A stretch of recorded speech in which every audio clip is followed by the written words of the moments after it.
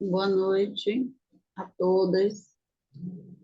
Vamos entrar na presença de Deus para fazermos a meditação. Meu Deus, em nome do Senhor Jesus, meu Pai, esse momento, meu Deus, nós entramos na sua presença, Senhor.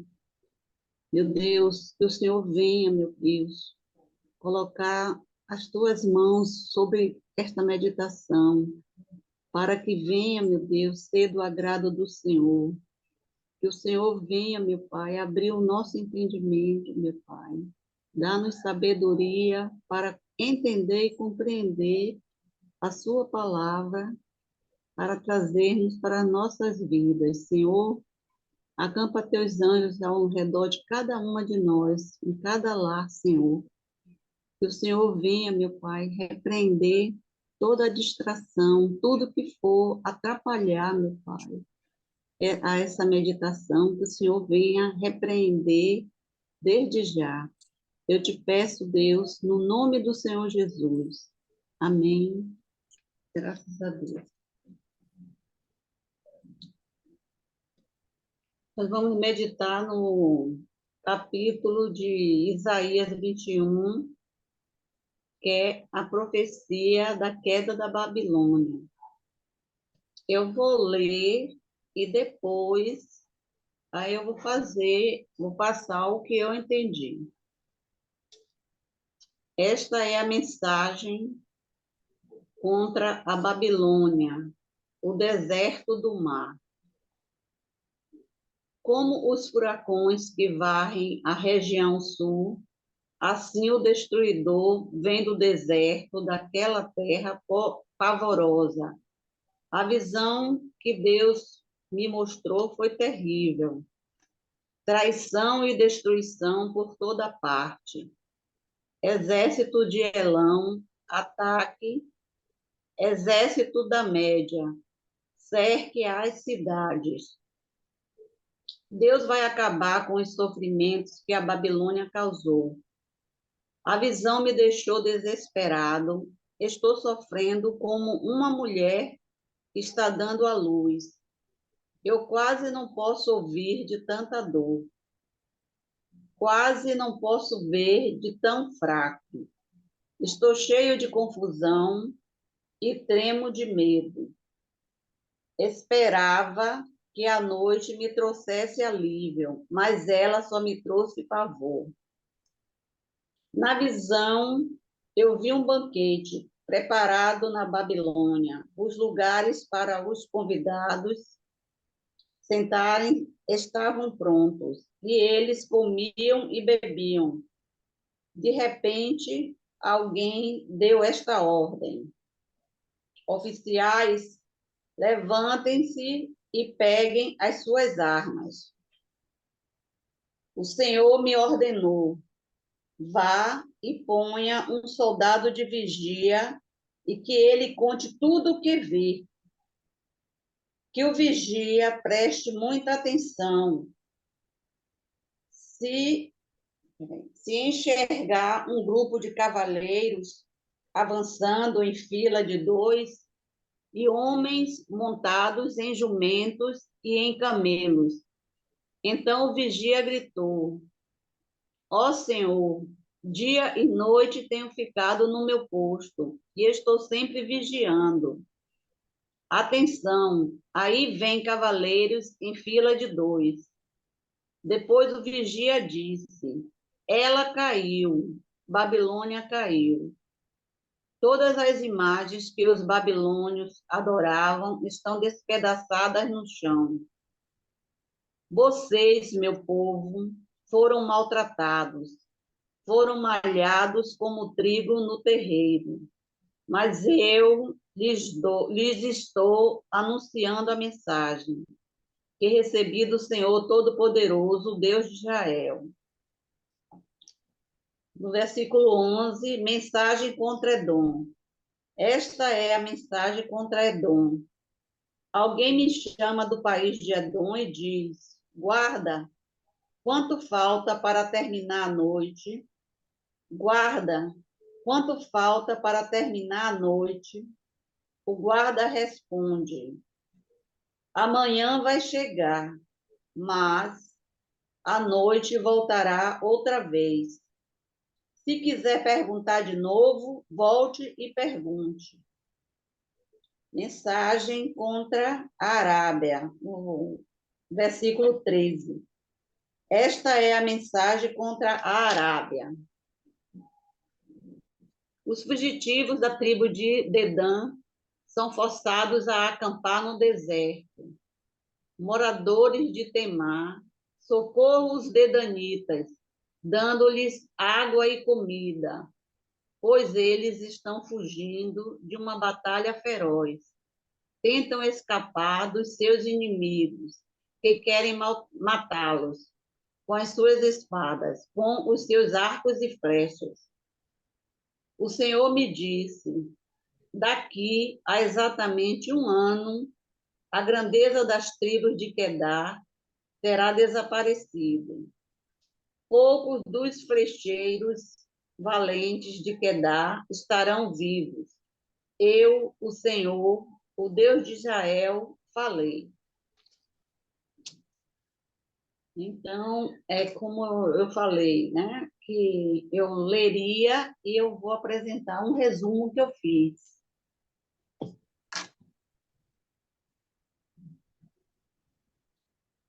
No Isaías 21, contém uma profecia contra a Babilônia, que era um reino poderoso no Antigo Oriente Próximo. O capítulo inicia com uma mensagem de advertência e julgamento contra a Babilônia, que é descrita como repleta de idolatria e arrogância. O capítulo continua descrevendo a destruição que viria sobre a cidade, com seu povo rebaixado e humilhado diante de Deus. A cidade é invadida por um poderoso exército inimigo, com seu povo dominado pelo medo e pelo pânico. Nesse período, estando dominada pelos assírios, lutava com suas próprias forças e recursos, o que seria inútil. A sequência de eventos descritos por Isaías 21 deixa claro o julgamento sobre a Babilônia. A primeira vez que ela caiu foi em 689 a.C., com a invasão de Senaqueribe, que era rei da Assíria. Babilônia, chamada por Deus de deserto do mar. Embora ela fosse próspera e irrigada, porque ela ficava próximo ao rio Eufrates, ela se tornaria um deserto pela desolação da guerra que viria contra ela. Edom ou Seir. Seir é uma montanha habitada pelos edomitas. Lá em Gênesis 36, 8 e 9, 36, 8 e 9, no versículo 8, portanto, Esaú habitou na montanha de Seir. Esaú é Edom. Versículo 9. Estas, pois, são as gerações de Esaú, pai dos edomeus, na montanha de Seir. Esaú é Edom. Esaú é o pai dos edomeus, na montanha de Seir. Duma é descendente de Ismael. Dedanitas se refere a Dedã. Dedã era neto de Abraão e filho de Quentura. que seria a esposa de Abraão após ele ficar viúvo. Os dedanitas habitavam no deserto, eram mercadores que se moviam em caravanas com suas mercadorias de um país para outro. A Babilônia é hoje símbolo de tudo que se opõe a Deus. Podemos ver a queda da Babilônia lá em Apocalipse 14, 8.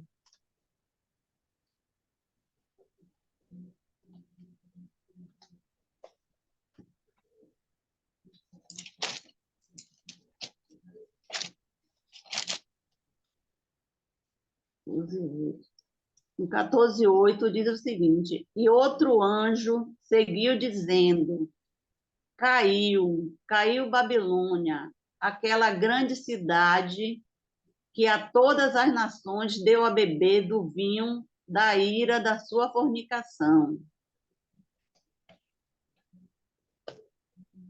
E assim eu encerro. É, se alguém tiver alguma coisa para acrescentar, eu gostaria. A senhora foi mega objetiva, né? Estava até anotando aqui alguma coisa, quando eu vou ver, a senhora já terminou. Muito ligeira, muito ligeira. Mas realmente é um capítulo que a gente observa que existe uma repetição de, de profecias, né? Mais uma vez aqui a gente está vendo que o próprio Deus está dando a Isaías uma visão, e é uma visão aterrorizante, a tal ponto que o próprio Isaías, ele desenvolve temor e tremor, né?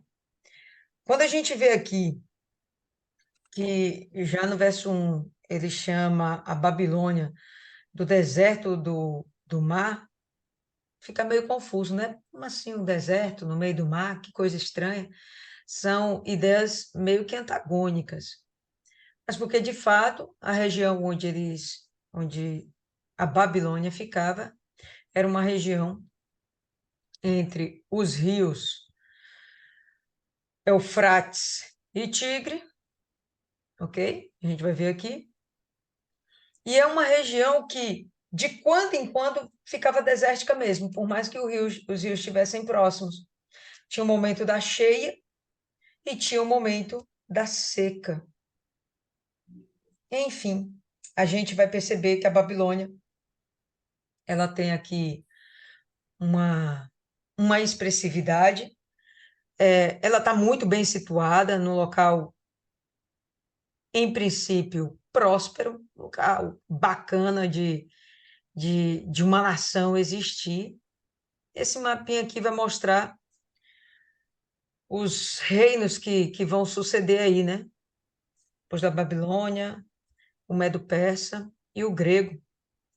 E de acordo com esse gráficozinho aqui, a gente vai perceber que o tamanho dos impérios realmente era algo que deixava que dava aos seus imperadores, aos seus reis, aquela consciência de que eles realmente eram muito poderosos. Então, quando ele vai e ele fala no verso 1, como furacões que assolam no sul, assim ele vem do deserto. Quem vem do deserto? O peso, a carga, a profecia se cumprindo, a sentença, o juízo, ok? Vem da onde? Vem do deserto e de uma terra terrível. Uma grave visão é declarada a mim. Eu não sei como está na sua versão, mas com certeza está escrito aí visão. Se simplesmente Isaías tivesse ouvido do Senhor, talvez ele não tivesse essa sensação que ele descreve de terror, né? Quem está sentindo é ele mesmo. Em princípio, para mim, se vocês têm um outro entendimento, mas ele fala assim: uma grave visão é declarada a mim. O comerciante traiçoeiro negocia traiçoeiramente e o saqueador saqueia. A gente vai ter em uma outra versão da seguinte forma: visão dura me foi manifesta. O traidor trai e o destruidor anda destruindo. E aí a gente vai ter o seguinte: sobe, ó Elã, ou Elão, sitia, ó Média. E essas duas nações, a Média e o Elão, vinham justamente aqui do sul, ó, pessoal. De uma região que aqui, nesse mapa que eu estou mostrando para vocês, sul da Babilônia. Aqui está o território de Elão, que nesse mapa está sendo representado pela Pérsia. Aqui o Golfo Pérsico, não é à toa que é chamado de Pérsico, é por causa da Pérsia. E aqui a Média. Então, existia uma coalizão entre esses dois estados, essas duas nações, e eles se uniram contra a Babilônia. A gente já viu que a Assíria era extremamente perversa, violenta, e que foi usada por Deus como um instrumento de castigo contra Israel, inclusive contra outras nações também, como inclusive o Egito. Vimos isso no capítulo passado. Mas aqui nesse momento, a gente vai estar vendo a Babilônia sendo citada, e a Babilônia foi usada como instrumento de castigo para a Assíria. O que a gente vai perceber agora é um outro império, uma coalizão, sendo suscitada pelo próprio Deus, levantada pelo próprio Deus, para agora castigar a Babilônia. Cada um desses impérios que vão se sucedendo, eles vão sendo ainda mais poderosos e maiores, de modo que a arrogância desses impérios também vai crescendo, a vaidade deles também vai crescendo, ao ponto de eles sempre acreditarem: tudo isso é por causa do meu braço forte. Cada nação que vai sendo abatida, a gente está vendo o braço forte do Senhor sendo manifesto. Não, na verdade, o braço forte dessas nações. Que isso fique muito claro. E aí a gente vai ver, ó, como está aqui nessa outra versão, que eu acho que fica melhor. O traidor trai. E o destruidor anda destruindo. Da mesma forma como a Babilônia agiu, ela está provando agora do próprio veneno. Ela era uma nação traidora, ela fez algumas alianças e ela acabou traindo também essas alianças com outros povos para chegar também ao domínio, né? A uma hegemonia. E a gente vai ver que ela está sofrendo agora a mesma ação. O que ela plantou, semeou, agora ela está colhendo, tá certo? Agora ela está colhendo. Só que através agora de um império que aparentemente, pessoal, parece ser inclusive menor, mais fraco. Olha a potência da Babilônia. E esse mapa aqui, vamos ser sinceros, esse mapa aqui nem projeta muito a verdade, porque a Babilônia também conquistou parte do Egito. E aqui a gente não percebe isso nesse mapa, tá certo? Aqui nesse mapa não aparece. Mas a Babilônia também conquistou parte do Egito.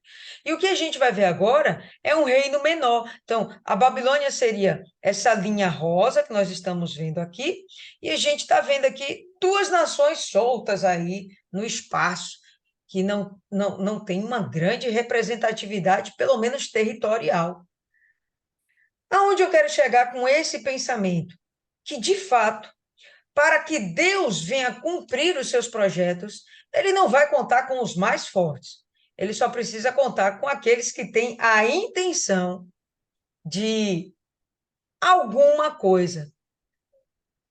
E aqui nesse momento a gente vai ver a intenção de Elão, que é a Pérsia, a intenção da Média, que são os medos, né? A intenção deles de se livrarem do jugo da Babilônia, porque eles também sofriam com o jugo da Babilônia. Eles se levantam contra e vão ser suscitados pelo próprio Deus. A visão que Isaías está tendo é para anunciar, obviamente, tanto a Israel quanto às demais nações que está vindo agora o juízo para a Babilônia. Vamos continuar. Final do verso 2, ele fala assim, aqui na minha versão, King James: todo o suspiro daquele lugar tenho eu feito cessar. Então, você, Elão, você, Média, vocês vão ter a oportunidade de ter esperança de serem livres do jugo babilônio. Vocês agora vão poder se levantar contra eles e, pelo contrário, agora vocês vão subjugá-los. E aí, olha só, na sua versão está um pouquinho diferente, eu tenho certeza, mas eu acho essa versão aqui um pouco mais fiel. E olha como o texto se exprime aqui. Portanto, os meus rins estão cheios de dor. Imagina ter dor renal, porque ele viu uma visão. O que foi que Isaías viu que deixou ele tão aterrado, tão aterrorizado? Angústias têm se apoderado de mim, como as angústias de uma mulher em trabalho de parto. Eu nunca pari, mas vocês aí que são mamães devem entender muito bem o que o texto aqui quer dizer. As dores de parto, elas vêm sem dar aviso, começam suaves, relativamente, e se tornam tão intensas que a pessoa, a mãe, só tem alívio quando bota aquele menininho, aquela menininha para fora, ok? Então, as angústias de uma mulher em trabalho de parto. Eu me contorcia ao ouvir isso. Eu estava aterrorizado ao ver isto. Então, notem que o próprio Isaías teve compaixão dessas pessoas. A destruição, a assolação seria tão intensa, violenta, tão perversa, que ele mesmo se condoeu com isso. Ele não suportou ver o que ele viu, o que Deus deu a oportunidade de ele ver. Aí a gente vai. Meu coração pulsou fortemente, o temor aterrorizou-me. A noite do meu prazer tem ele tornado em medo para mim. Então, de noite, que é o momento em que finalmente a gente vai parar para descansar, finalmente o profeta ia ter o seu momento de descanso, ele não conseguia dormir, ele ficava pensando só naquela imagem. Deve ter sido algo realmente perturbador, né? Isaías já teve várias visões e até aqui eu não vi ele manifestar um sentimento de dor como ele está manifestando aqui agora. E para mim isso, obviamente, tem a ver com empatia e com compaixão. E ele se coloca no lugar daquele povo, daquelas pessoas. Ele se coloca no lugar, ele sente as dores daquelas pessoas. O momento de compaixão é quando ele está dando o alerta, né? Avisando as pessoas do que está para acontecer. E aí vem a sequência da profecia. Verso 5. Preparem a mesa, observem na torre de vigia, comam, bebam, levantai vós, príncipes, e untai o escudo. Outra versão a gente vai ver assim. Eles põem a mesa, estendem os tapetes, comem e bebem. Levantai-vos, líderes, preparai o escudo. O que significa isso aqui, pessoal? Estamos falando da Babilônia, estamos falando de um reino que está prestes a cair, e estamos falando de uma situação que Isaías coloca, onde eles estão no meio de um banquete. Não sei se vocês tiveram a imagem de Belsazar no momento que ele está usando lá a prataria, ou melhor, o ouro do antigo templo que foi destruído, do templo da casa do Senhor que foi destruído pela Babilônia. Aqueles ouros, aquelas taças, aquelas coisas todas, elas são levadas são levadas para a Babilônia, e no momento que ele está fazendo um banquete, ele pega aquilo ali e usa junto com os seus convidados. Vale a pena a gente conferir. Abre aí em Daniel, no capítulo 5. Daniel, capítulo 5, depois de Isaías, né, pessoal?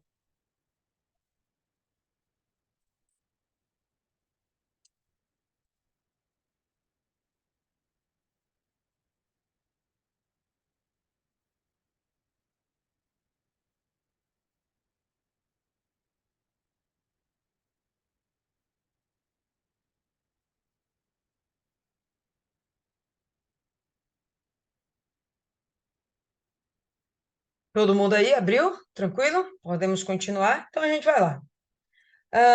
Eu vou pegar alguns versículos, porque o capítulo é um pouquinho grande e vale a pena a gente conferir alguns deles. Então, a gente vai conferir primeiro Daniel 5, do 1 ao 6. O rei Belsazar deu um grande banquete a 1000 dos seus grandes e bebeu vinho na presença dos 1000.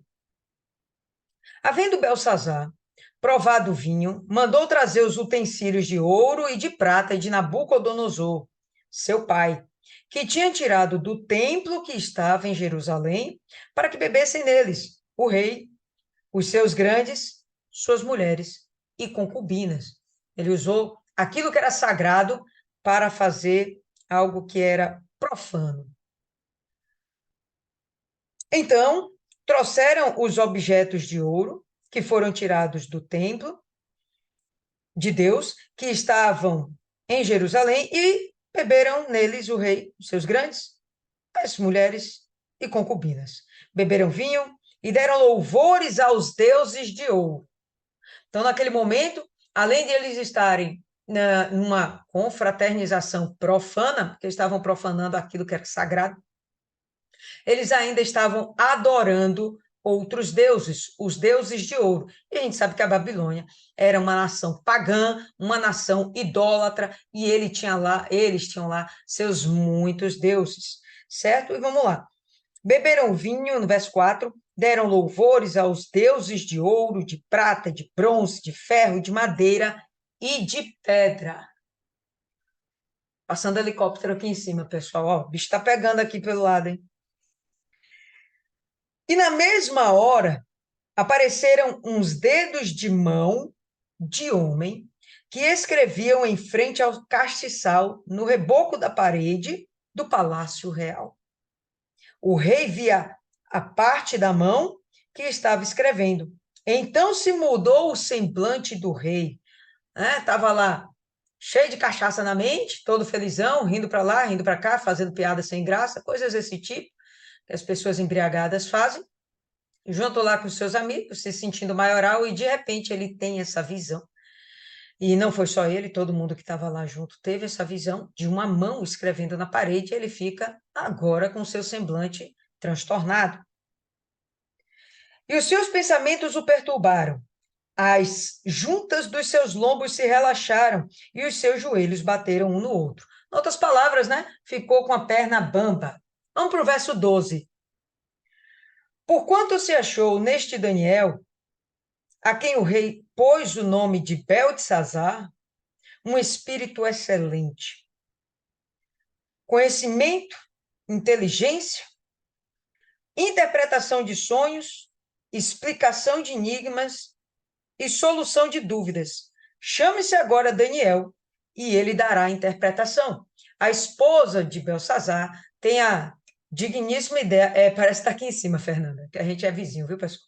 Então, a esposa de Belsazar fica perturbado, não sabe o que é aquilo, ela chega, faz o seguinte, tem um Daniel aí, que o espírito dele é excelente, o cara conhece tudo, é capaz de interpretar sonhos, visões, chama ele aí para resolver a paradinha. Aí a gente pula agora para o verso 26. E aí no verso 26 a gente vai ter o seguinte, está aqui a interpretação daquilo. Mené, contou Deus o teu reino e deu cabo dele. Tekel, pesado foste na balança e foste achado em falta. Pérez, dividido foi o teu reino e dado aos Medo e aos persas. Então Mandou Belsazar que vestissem a Daniel de púrpura e que lhe pusessem uma cadeia de ouro no pescoço e proclamassem a respeito dele que havia de ser o terceiro dominador do reino. O reino está para se acabar, se esfacelar. Daniel ia ficar lá com o quê, gente? Mas, enfim, verso 30, naquela mesma noite, foi morto Belsazar, rei dos caldeus, babilônios, e Dario, o Medo, ocupou o reino com a idade de 62 anos, apontando então para um rei relativamente experiente. Então, voltando aqui para Isaías, pessoal, a gente vai ver essa cena sendo registrada nesse verso 21, verso 5. Eles põem a mesa, eles comem, eles bebem, mas chega um momento que eles recebem uma profecia e essa profecia decreta a destruição do reino. Levantai-vos, líderes, preparai o escudo. E aqui a gente vai ter duas possibilidades. O próprio rei também era chamado de escudo naquele tempo, como se fosse o escudo daquele reino. E o texto pode estar apontando para o fato de que o rei morreu, que se unja logo um outro rei, porque eles precisam de estrutura para entrar em confronto com os medo-persas. Então, unge o escudo, unge um rei, porque Belsazar acabou de morrer. E aí, beleza. Uma outra hipótese é o seguinte: unjam realmente os seus escudos no sentido de ungir mesmo o escudo com óleo, para que os golpes que eles venham receber no campo de batalha faça com que as lâminas escorreguem e o escudo esteja protegido contra ferrugem. Deus sabe quanto tempo vai lutar, vai permanecer essa guerra. Então, a gente pode ter essas duas possibilidades. O texto não é claro e os estudiosos, eles chegaram a essas duas conclusões. Pode ser que, unja aí um rei, porque esse daqui acabou de morrer. Ou então, unja realmente seu escudo, prepare o seu escudo, porque a gente vai para a guerra. Seja como for, o que a gente vai perceber aqui é que a Babilônia ela vai ser dominada pelos Medo-Persas, aquele império do sul. Um império, em princípio, fraco, mas que a gente vai perceber que vai ser o suficiente para destruir a grandiosa Babilônia, a potentosa Babilônia, que até em Apocalipse a gente ainda vê falar dela. Claro que a Babilônia de Apocalipse está se referindo a um espírito, não necessariamente é uma cidade física, mas é um espírito, né, que vai estar comandando, regendo o mundo naquele momento, no futuro, que está em Apocalipse. Quando chegar lá, falaremos mais sobre esse assunto. Então, voltando aqui para Isaías. Vou fechar aqui, tá, pessoal? O áudio. Vamos nessa. Verso 6. Porque assim tem o Senhor me falado: vai, coloca um sentinela e permite a ele dizer o que vê. Então, vai lá, faz o seguinte: coloca um sentinela aí agora de guarda, porque vai acontecer exatamente o que está sendo predito, e um dos sinais vai ser isso, isso e isso. Qual é isso aqui? E ele viu uma carruagem de guerra com 2 cavaleiros, uma carruagem de guerra tradicional por 2 jumentos, tracionada por 2 jumentos, e uma carruagem de guerra tracionada por camelos. E ele escutou diligentemente, com muita atenção, ou seja, o sentinela estava atento para avisar o que estava acontecendo. Pessoal, vamos repetir. O papel do sentinela é alertar. Bom, se o Espírito Santo está dando a Isaías uma profecia para alertar um povo, uma nação, Obviamente que se há uma mudança de proceder e de comportamento, vai haver a redenção, a misericórdia de Deus. Cabe a essas pessoas estarem, de fato, dispostas a tomarem essa decisão, se arrependerem dos seus pecados, de suas falhas, enfim, da sua idolatria, e se voltarem para Jesus. Se voltarem para Deus, né? Nesse momento aqui, nós estamos falando de Jesus, mas espiritualizando, seria exatamente isso. Se há um alerta, é porque há a possibilidade de que a pessoa venha a ser salva. E ele bradou, um leão. Meu senhor, eu permaneço continuamente sobre a torre de vigia durante o dia e sou colocado no posto de guarda sob minha responsabilidade noites inteiras. Esse homem não parou para dormir. A responsabilidade dele, a responsabilidade que está sobre ele é tamanha que ele não parou nem para dormir. Vocês conseguiram perceber isso no texto? Ele estava virado. E não é uma noite para outra, não. Ele fala aqui noites inteiras, noites no plural. Vou ver aqui na outra versão, que vai falar a mesma coisa também. Ó. E clamou o sentinela, Senhor, sobre a torre de vigia estou em pé continuamente, de dia e de guarda me ponho noites inteiras. Então ele estava lá o tempo inteiro para fazer esse alerta.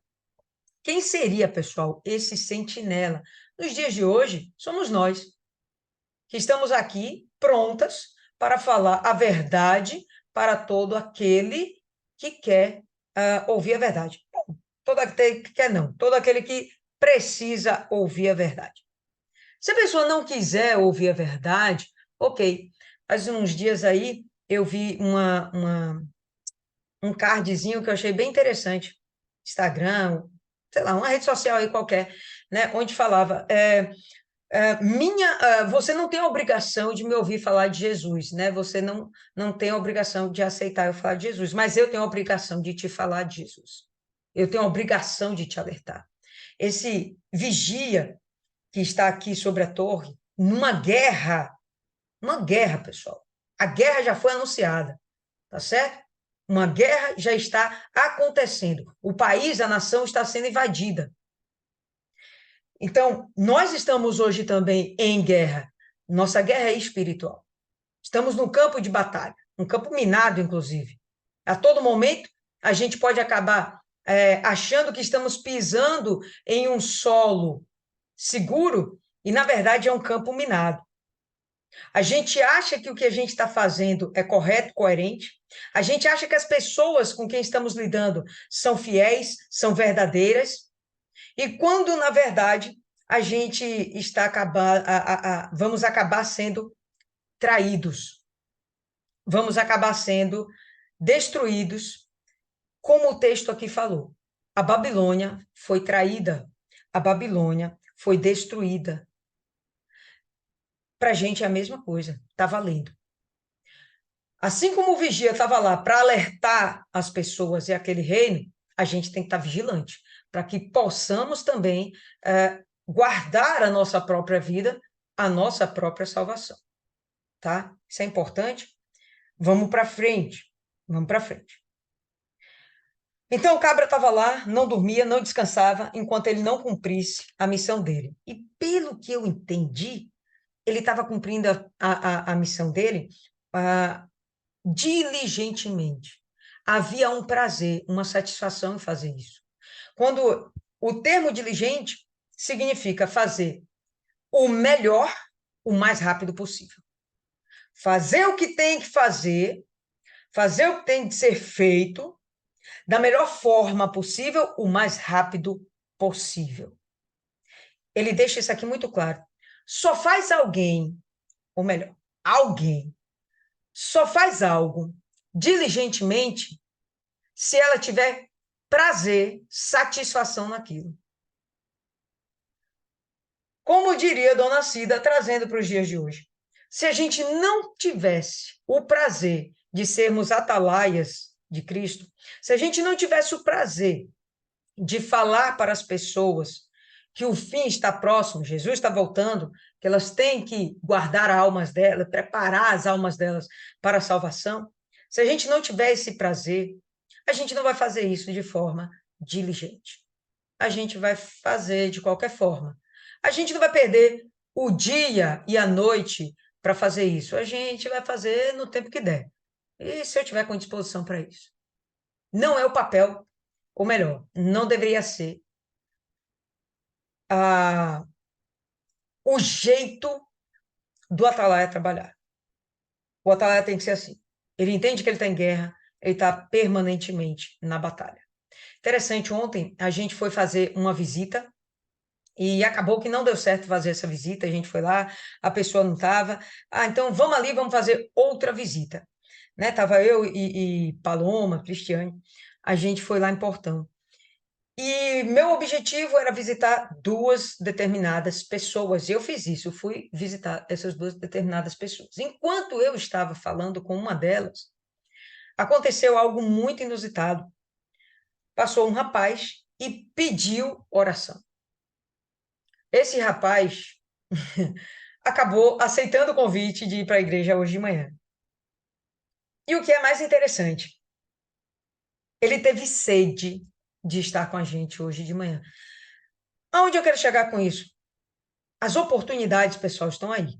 As oportunidades estão aí. Oportunidade de pregar, oportunidade de falar de Jesus, oportunidade de salvar almas, de realmente tocar a trombeta. Mas a disposição também está aí. Então, a gente foi por uma situação e o que acabou acontecendo foi outra. Então, as visitas que nós nos propusemos a fazer, das 3, fizemos 2, e das 2 que fizemos, só uma que fechamos, em nome de Jesus, e que vai estar na igreja na sexta-feira com a gente.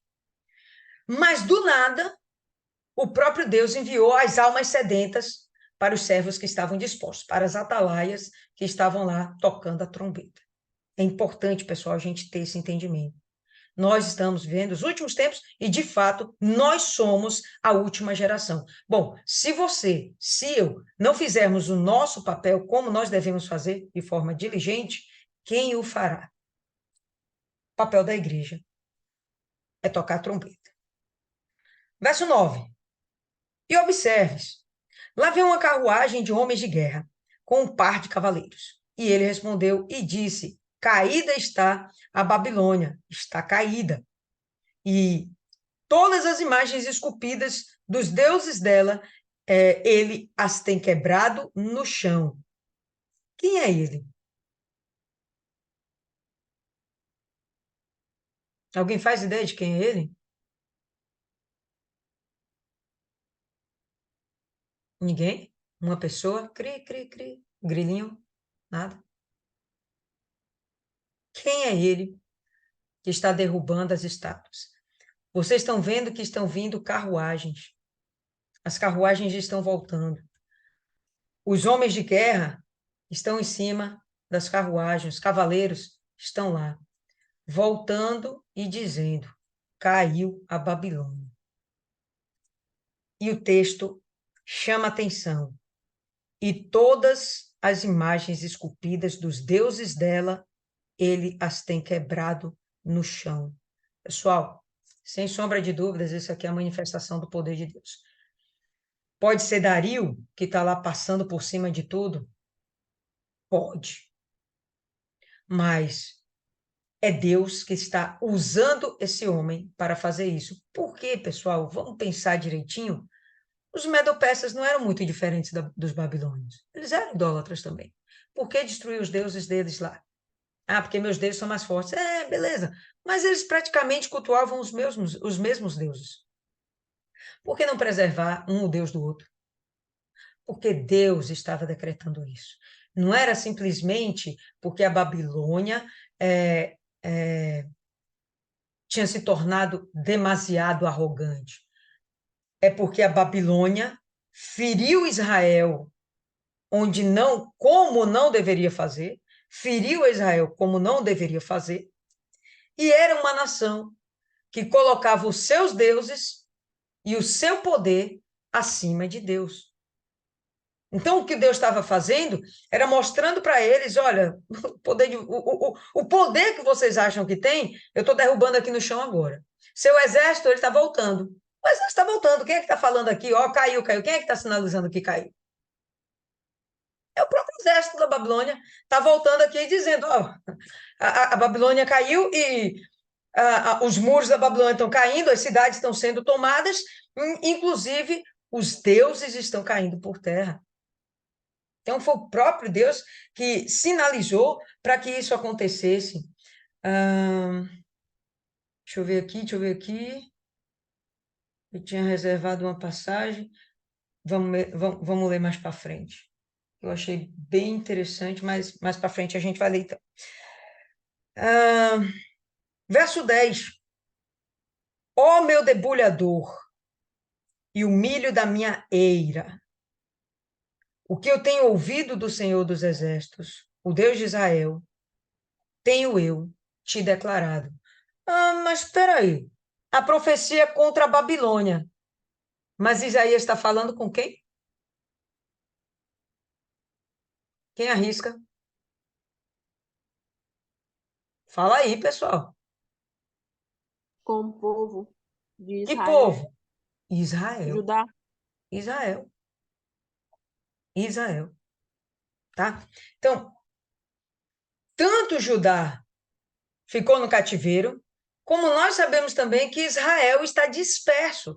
Israel estava disperso no meio dos assírios, ok? A Babilônia foi lá, dominou os assírios. Onde está Israel? No meio agora da Babilônia. Então, Deus, ele está falando assim, em outra versão, ele diz da seguinte forma: a malhada minha e trigo da minha eira. O que eu ouvi do Senhor dos Exércitos, Deus de Israel, isso vos anunciei.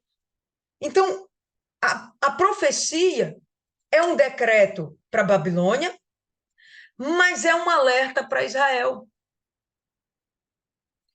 No sentido de, povo meu, vocês agora vão ter alívio.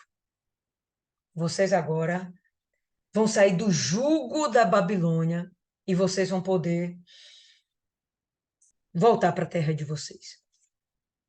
Isso está acontecendo agora? Claro que não, a profecia vai ser dita antes de que tudo aconteça, óbvio. Mas a gente sabe que Judá vai ficar pelo menos 70 anos dentro do cativeiro. 70. Israel foi destruído antes, foi disperso antes, então a gente já vai ver o resto de Israel mais tempo ainda perdido. Não sei, 90, 100 anos, não sei quanto tempo. Mas, enfim, esse povo já passou pelo menos umas 2, 3 gerações fora da sua terra natal. Esse povo que está sendo formado lá dentro do cativeiro não tem a mesma característica do povo que saiu para o cativeiro. Tá dando para entender? O povo que saiu para o cativeiro era um povo idólatra contaminado. Tinha se afastado de Deus. Esse povo que está lá no cativeiro e vai sair do cativeiro é um povo que sofreu as consequências dos erros dos pais. Como é que você acha que esse povo vai voltar? Quase santo, meu irmão. Só falta ter asinha auréola e sair voando. Eles vão voltar de lá da Babilônia praticamente santos. Porque, com certeza, eles não vão mais se envolver com idolatria, pelo menos não com a idolatria de falsos deuses. A gente vai saber que Israel vai cometer outros pecados, mas idolatria, até hoje, pessoal, eles não praticam mais. Até hoje. Eles aprenderam dentro do cativeiro da Babilônia. Eles foram para o Egito, se lascaram, continuaram idólatras. Eles vão sofrer na mão da Síria, não muda nada. Vão lá para o cativeiro da Babilônia. Aí, meu irmão, é que a ficha cai. Aí é que a ficha cai. Entende? Então, esse povo que está voltando agora vai ser um povo diferente. É um povo diferente.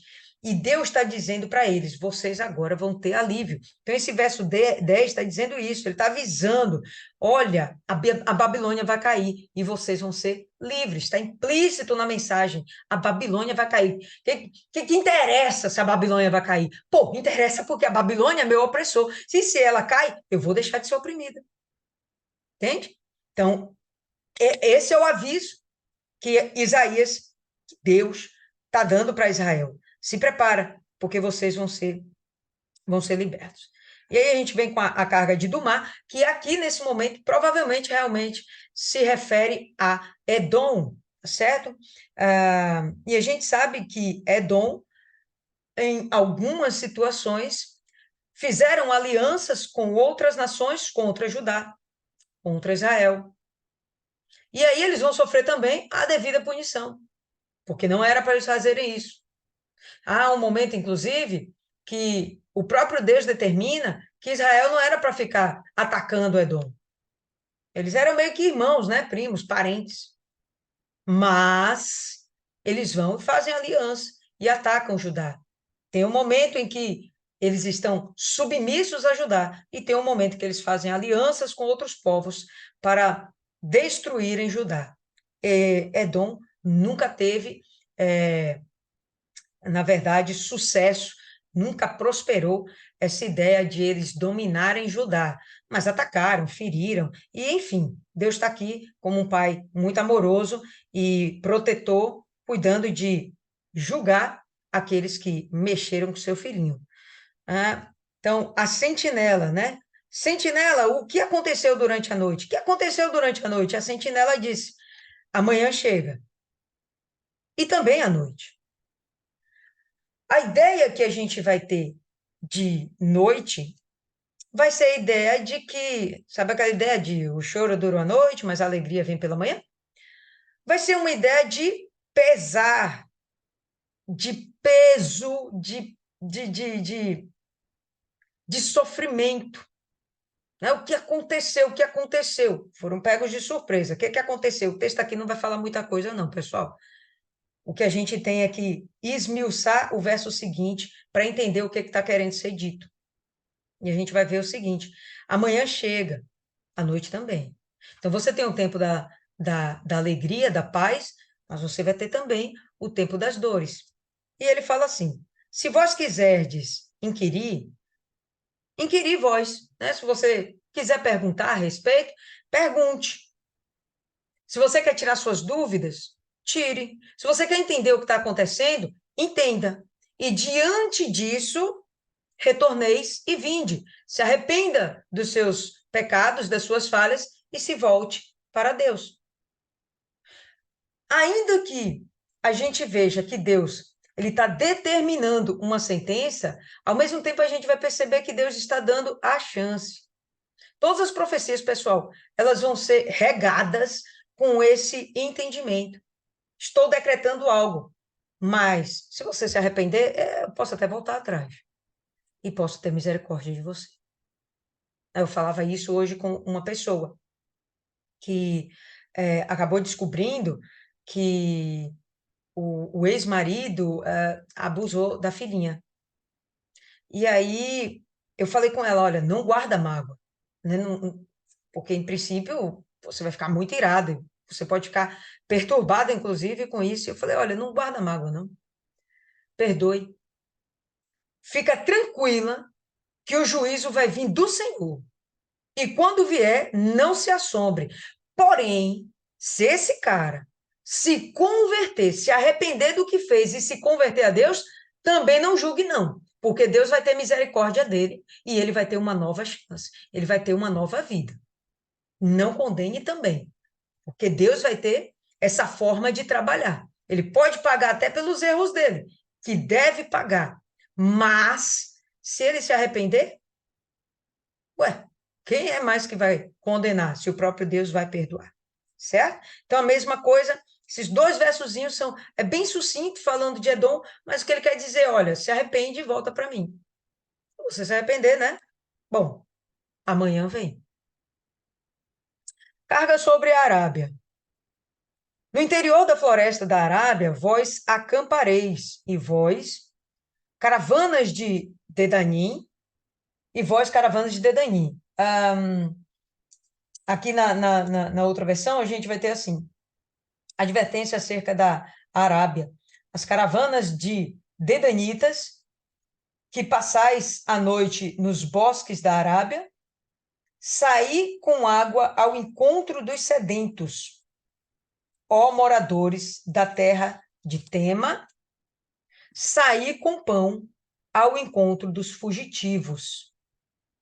Fogem diante das espadas, diante da espada nua. A espada está nua, não está embanhada, né? Então, eles estão em guerra. Fogem diante da espada nua, e diante do arco armado, e diante da pressão da guerra. Assim me disse o Senhor, dentro de um ano, tal como o ano dos assalariados, ou seja, um ano rigoroso, né? O assalariado não quer trabalhar mais. O assalariado não quer trabalhar mais. O empresário pode até trabalhar mais. Por quê? Porque ele vai ganhar mais. Mas o assalariado, se ele trabalha mais, vai ganhar a mesma coisa. Então, tem um tempo muito bem determinado. Qual é esse tempo determinado? Um ano. Nem mais nem menos, 365 dias. Tal como o ano dos assalariados, toda a glória de Quedar desaparecerá. O restante do número dos flecheiros, dos valentes, dos filhos de Quedar, serão diminuídos. Assim o disse o Senhor, Deus de Israel. Mais uma nação que também oprimiu Israel e que vai ter a sua sentença. E ele fala aqui de alguns estados, que, sinceramente, não tenho muita informação para trazer para vocês, né? Temar, Quedar, mas eram cidades importantes e que eles iriam tentar, inclusive, ajudar aqueles que estavam fugindo e não ia adiantar grande coisa, não, tá? Pelo contrário, eles também iam cair. Existiu essa profecia a respeito deles. E aí a gente vê que, pelo menos para mim, não sei para vocês, vou querer ouvir vocês, o que fica mais forte é esse permanente cuidado de Deus com Israel. Só tem um versozinho aqui falando de Israel, mas o texto foi para Israel. Tudo aqui foi para dizer Israel, olha, eu estou cuidando de você. O mundo está desmoronando do seu lado, mas fica tranquilo, eu estou cuidando de você. Não, mas a fome está doendo, fica em paz. Não, mas eu estou na UTI, fica tranquilo, estou cuidando de tudo. Até o que era para dar errado, vai dar certo. E o que parece que deu errado, a salvação é a resposta. Não importa a desgraceira que a gente venha viver aqui. O que importa é que a gente vai encontrar Jesus, que a gente vai morar no céu. Então tenha paz, né? Esse zelo, esse cuidado, esses detalhes, né? Esse detalhe do Senhor apontando, né? Mostrando para Israel que ele não, sabe, não está passando nada batido. Vocês estão passando por um período que é necessário vocês passarem. E depois que vocês passarem por isso, por esse sofrimento, por essa dor, sabe o que vai acontecer com vocês? Vocês vão ser melhores. As dores e os sofrimentos não, por mais que doa, por mais que seja desagradável, por mais que pareça que está durando tempo demais, são necessárias para a gente evoluir. Se não vem o desconforto, a gente continua na zona de conforto. E a zona de conforto a gente sabe que é um perigo para a nossa salvação. Porque se a gente se acomoda, a gente nem ora direito. Jejuar, esquece. Não ora direito, vai jejuar. Conversa. Aí relaxa na evangelização, relaxa na meditação da palavra. Estou falando de coisas espirituais. Mas, nos outros sentidos da vida, também. Tá com a saúde em dia, começa a abusar, começa a comer muita porcaria, esquece a atividade física. Dentro do casamento, relaxa, não se cuida, né? Trata mal o marido, trata mal os filhos. Então, entrou na zona de conforto, tá tudo meio que em paz, a gente não se preocupa em sermos melhores. Por quê? Porque tá legal, pô, assim tá satisfazendo. Tá bem, tá tudo certo. E quando a gente vai ver, de verdade, não tá tudo certo. As coisas estão acontecendo e a gente está acabando caindo num cerco. Um cerco. Parece que a coisa é legal, mas não é. O que Deus está querendo dizer é que, olha, se você ficar alerta, fica tranquilo que vai dar tudo certo. Você vai me obedecer e eu vou te salvar. Gostaria de ouvir aí vocês. Começando por Cristiane, que faz muito tempo que não está aqui com a gente, né? Graças a Deus, conseguiu aí uma internet, oh, aleluia. Fala aí com a gente hoje, Cristiane. O que você entendeu do Tô texto? bem. Uma boa noite para vocês todas. Eu também estou muito feliz em ouvir sua voz, tá? Mas assim, ó, eu peguei pela metade, entendeu? E eu vou passar para ouvir as meninas aí que já estão bem mais por dentro dessa meditação. E eu acredito que pelo menos mais ou menos uma semana eu vou estar conseguindo acompanhar direitinho a meditação. Glória a Deus. Então tá bom. Vamos ver aí quem vai ser a próxima aí. Quer acrescentar alguma coisa? Dona Maria, o que a senhora acrescentaria aí, Dona Maria?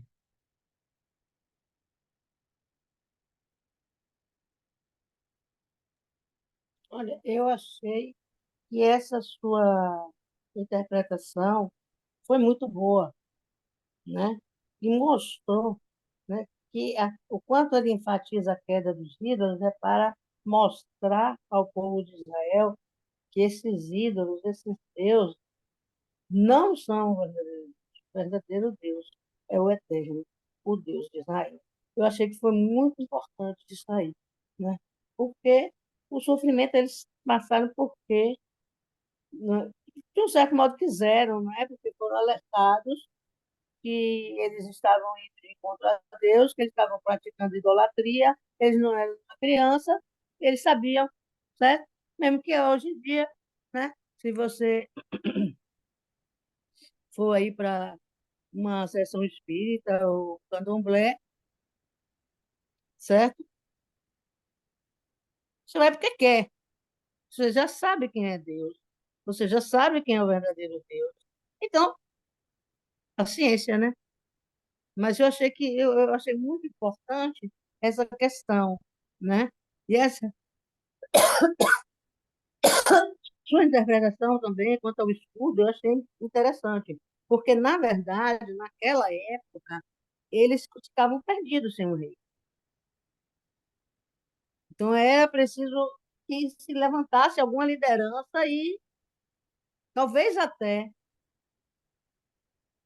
o fato deles terem morto o rei logo de primeira tenha sido essa uma das razões da queda da Babilônia, porque eles ficaram tremendamente dispersos, né? Mas a lição que a gente tira daí, para mim, é que a idolatria é o pior passo que se pode dar. Perfeito, Dona Maria, perfeito. Eu falava hoje com Dona Marli, ontem e hoje a gente comentou o seguinte assunto, que infelizmente vou falar da Bahia, somos um povo idólatra, somos um povo sincrético, acredita em tudo. Tinha uma senhora que ia lá na igreja, isso há muito tempo, tá, pessoal? Muito tempo atrás, muito tempo, sei lá, uns 15 anos, algo assim. Então, essa pessoa ia lá na igreja, e eu fiquei feliz quando eu a vi na igreja, porque era bem perturbadinha. E eu, pô, que legal, a senhora tá aqui também, bacana, e tranquilo. Um tempo se passou e a gente foi trocar uma conversa, vamos trocar uma ideia. E a ideia dela foi: não, tal dia eu já saí da igreja, era um domingo de manhã, já saí da igreja e fui no terreiro ali, não sei das quantas. Parei assim, para mim aquilo era absurdado. Eu estava relativamente nova na igreja e eu fiquei entendendo: gente, o povo da igreja não vai só para a igreja, não, é? E vai para candomblé também? E combina isso. Aquilo ficou na minha cabeça. Aí chega um tempo, a irmã dessa pessoa chega também, está na igreja, e me parecia ser mais firme. Era de outra denominação, mas me parecia ser muito firme. E quando a gente, né, troca mais uma vez a ideia, estava indo tomar passe em um centro espírita em Salvador. Mas isso pode, cara? Aí a resposta da criatura foi: mas você não acha que Deus é suficiente, não? Não, porque tem coisa que Deus não consegue, não. Aí o que Deus não conseguir, o outro lá consegue.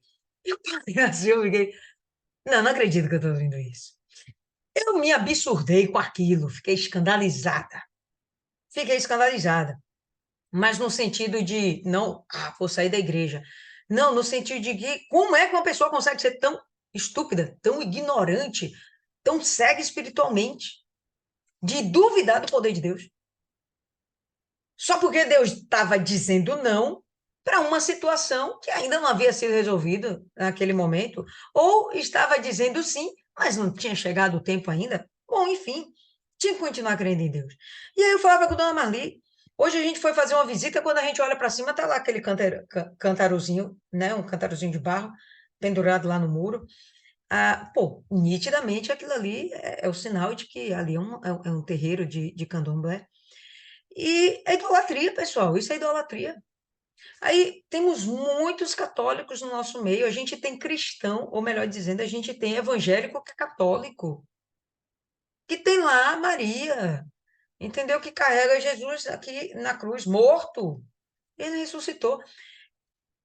Por conta dessas coisas, dessa idolatria que a gente continua vivendo, de verdade, ó, a gente está lendo isso aqui há mais de 3.500 anos, não, 2.500 anos, 2.500 anos, 2.600 anos, mais ou menos.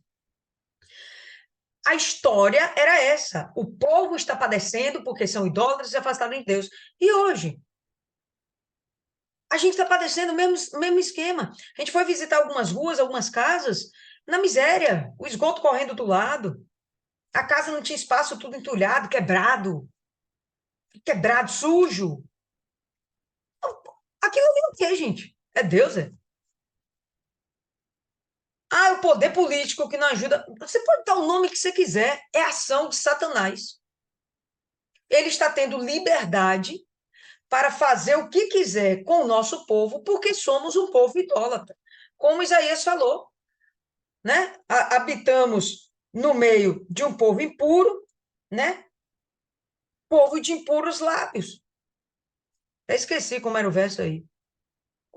Somos homens, mulheres, de lábios impuros que habitam no meio de povo de impuros lábios. Então, a gente está nesse contexto. O que está acontecendo aqui? Esse povo vai ser destruído. O bacana é que alguém, um sentinela, bateu o bizu para a gente. Alguém avisou a gente, nós, opa, vamos cair nessa conversa não. Vamos buscar Deus, vamos adorar a Deus. A gente saiu desse ninho de perturbação, né? Na verdade, dessa cilada. A gente saiu dessa cilada e a gente está vivendo uma outra realidade. Mas o nosso povo em geral, nós somos gatos pingados. O povo é idólatra. Por isso está sofrendo o que está sofrendo. Bahia, recorde em analfabetismo.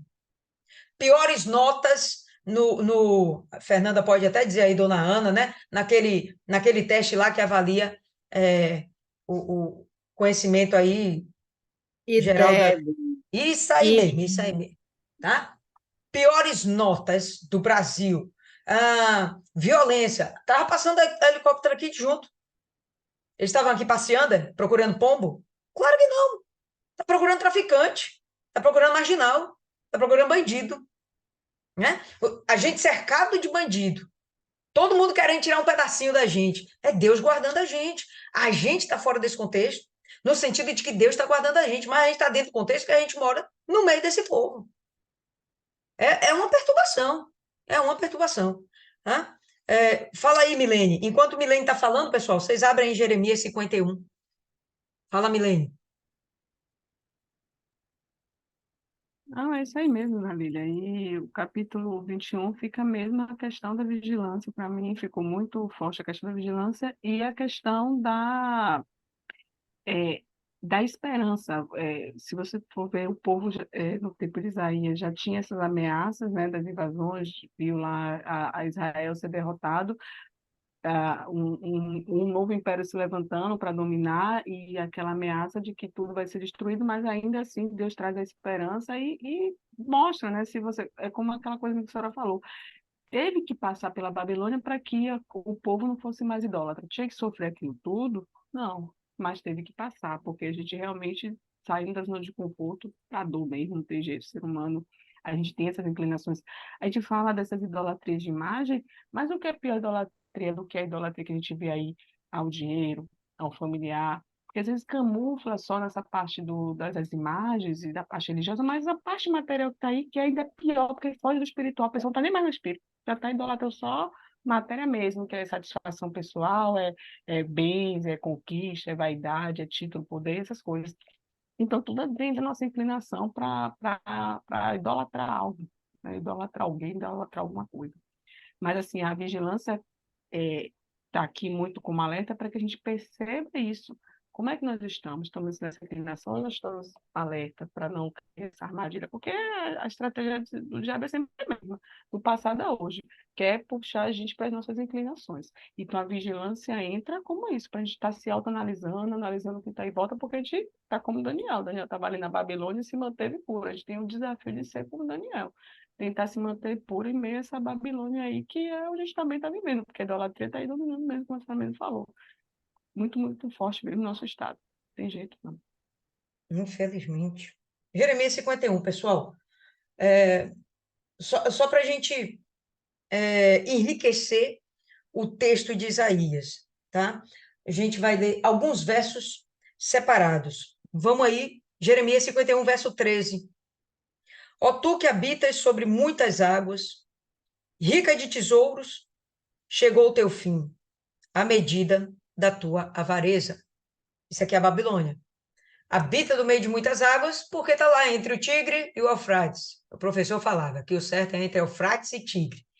Pois bem, está lá no meio, como eu falei, tem o período da cheia, está abundante de águas, né? Tem a fertilidade, aquela coisa toda. E tem o período da seca. Quando está na seca, é lá o deserto do mar.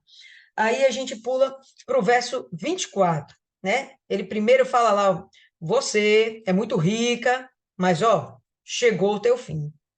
24. Pagarei a Babilônia e a todos os moradores da Caldeia toda a sua maldade que fizeram em Sião. Tá vendo esse cuidado com Jerusalém? Tá vendo esse cuidado com o povo eleito? Pagarei toda a sua maldade que fizeram em Sião à vossa vista, diz o Senhor, né? Vocês perturbaram meus filhinhos e eu vi tudo e vocês viram tudo também. Verso 49.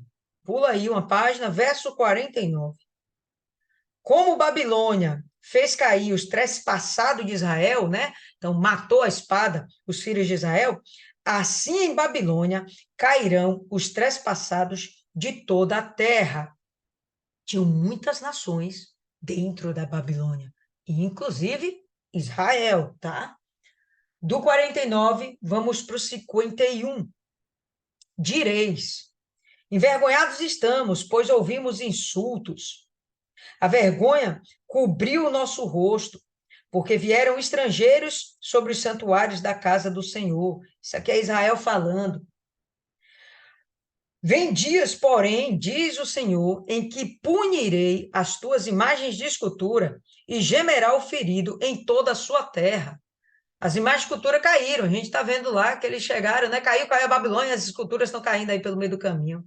E a gente vai ver aqui que ele foi ferido em toda a sua terra. Até aquele povo que vai fugir de lá, vai para a Arábia, vai ser castigado também, porque deu ajuda, prestou socorro para esse povo que estava sofrendo a punição de Deus. Então, a gente vai perceber que Deus tá completando. Gente, a gente viu Isaías batendo alerta. A gente está vendo Jeremias fazendo a mesma coisa.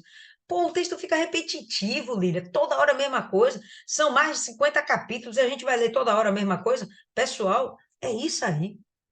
Quando o pastor sobe lá no altar para falar de dízimo, é porque tem que falar de dízimo todo dia, senão você esquece que você tem que ser dizimista. Eu vou esquecer nunca. Mentira. No dia que você não ouvir falar mais, você não pratica. Você não pratica. Lembra quando você estudava lá para fazer o vestibular? Você passou 3 anos se preparando para fazer o vestibular. Galera da velha geração, hoje não tem mais vestibular, né? 3 anos para você fazer o vestibular. 3 anos você se preparando, tá? E aí você passou. O que você lembra mais daqueles 3 anos? Se não for repetido o tempo todo, que existe uma profecia sobre as nossas vidas, que existe uma saída, que existe uma possível condenação. Se não for repetir todo dia, a gente acaba se esquecendo. Ainda que a Babilônia subisse aos céus, e ainda que fortificasse a sua fortaleza altiva, de mim viriam destruidores sobre ela. A Babilônia não levantou uma fortificação ao céu? Lembra lá da Torre de Babel? Ainda que. Aí ele chega e fala: de mim, Deus, de mim viriam destruidores sobre ela, diz o Senhor, e veio. Não veio uma vez só, não. A gente veio que destruiu Babel. Caiu Babel.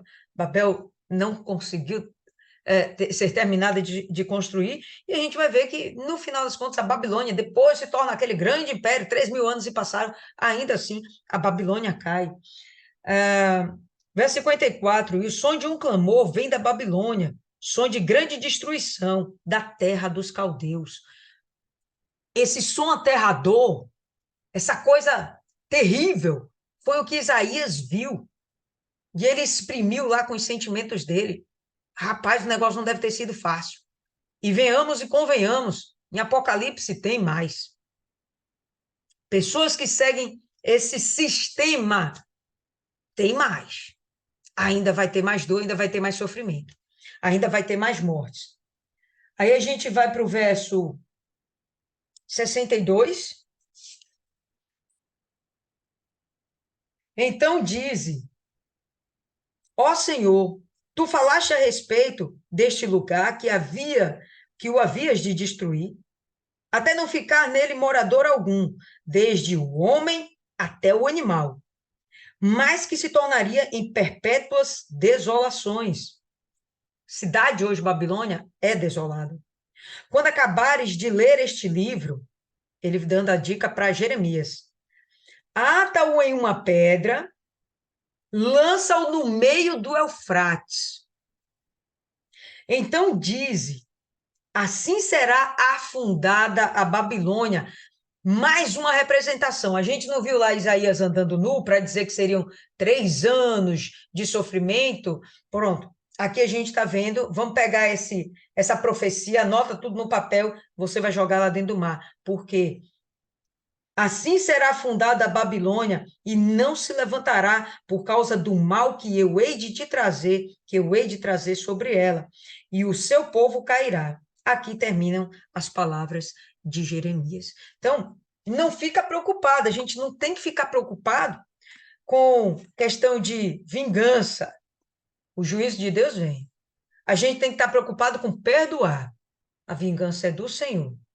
Mas mais preocupado ainda a gente tem que estar com alerta em relação à nossa própria salvação e o alerta em relação à salvação de outras pessoas, que nós somos portadores desse alerta. Dona Ana, se a senhora tem alguma consideração a mais para fazer, fica à vontade. Caso contrário, indique uma pessoa para fazer oração, que o nosso tempo aqui já está no limite. Abre o áudio aí, viu, dona Ana? Abre o áudio. Não tenho considerações, não, ficou claro. Eu gostaria de indicar a Maiana. Maiana hoje não está na sala, viu, pessoal? Deve ter tido algum problema lá de internet, que ela não é assim, né? Então, Isis. Fechou. Tá me ouvindo bem? Sim, senhora. Perfeito. Senhor, meu Deus e meu Pai, Pai misericordioso, bondoso. Obrigada, meu Deus, por mais essa oportunidade de ouvir a tua palavra, Senhor. Que esses alertas, Senhor, também sejam para nós. Que nós estejamos com a mente muito aberta para identificar as ciladas do inimigo, Senhor. Nos reveste de toda a armadura da fé. Nos blinda contra todas as ações malignas, Senhor. Liberta a nossa casa, liberta os nossos parentes, Senhor. Que eles venham a te servir, assim como nós. Abençoa o dia de amanhã de cada uma das minhas irmãs na fé. Abençoa a semana, o mês, o fim de ano delas. Que seja uma bênção, Pai. Dá honra e glória do teu nome. É isso que te pedimos, te agradecemos, já com a certeza da vitória. Amém. Amém, povo lindo. Então, por hoje é só. Terça-feira tem mais.